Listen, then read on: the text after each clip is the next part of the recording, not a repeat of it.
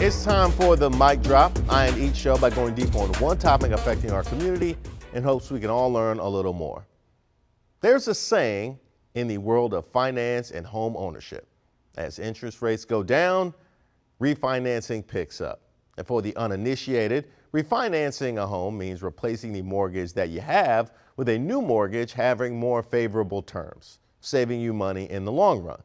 Now, there are a couple of steps involved in the process, a key element of which is having the value of the home assessed by an appraiser. The higher the value, the better it is for you. So typically, what owners will do is juice the value of the home a bit prior to the appraisal by coming out of pocket for a few improvements on the home. A little landscaping, a little paint, put in some recessed lighting. It might cost a little bit, but it's worth it. That's what Dr. Nathan Connolly and Dr. Shani Mott did to their home in Maryland in preparation for a refinancing bid with California-based mortgage company Loan Depot.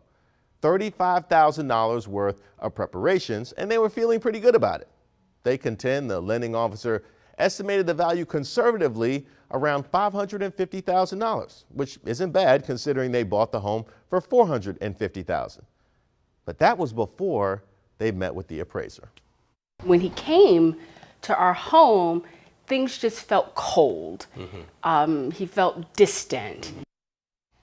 Cold and distant, which is strange for a first meeting with what seemed like warm and engaging people.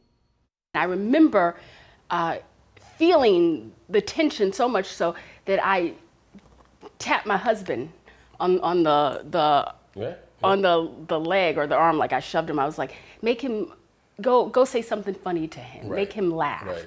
To lighten the mood. To lighten the mood. Well, us comedians know that well. They were informed of the assessed value of their home shortly thereafter, $472,000, $78,000 lower than the estimate. Their application was denied. The couple was stung, but they applied again with the same appraisal company. But this time, they did something a little bit different. They whitewashed their home before the appraiser came by. And no, they didn't paint it white. They removed all signs of blackness from the home. Pictures, artwork, all of it was removed and replaced with neutral furnishings, like this. We call him appraising Jesus. This is Jesus knocking on the door. Appraisal Jesus. Sorry, Black Jesus, you got to go in the closet. And just for good measure, they asked a couple of their friends of the Caucasian persuasion to stand in for them. And guess what? The house assessed at $750,000, a gain of $278,000. The couple, by the way, is suing Loan Depot, who claimed they strongly oppose bias in the home finance process.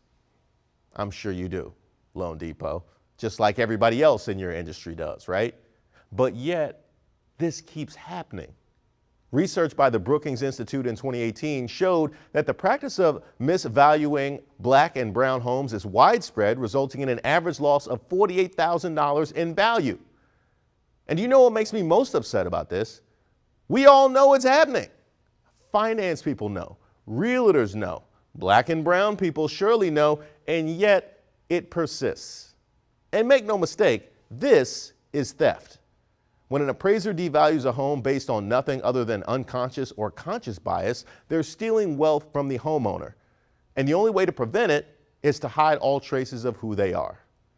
And people want to tell me that systemic racism doesn't exist. Maybe somebody should start a refinancing your home whitening service, because clearly there's a thriving market for it.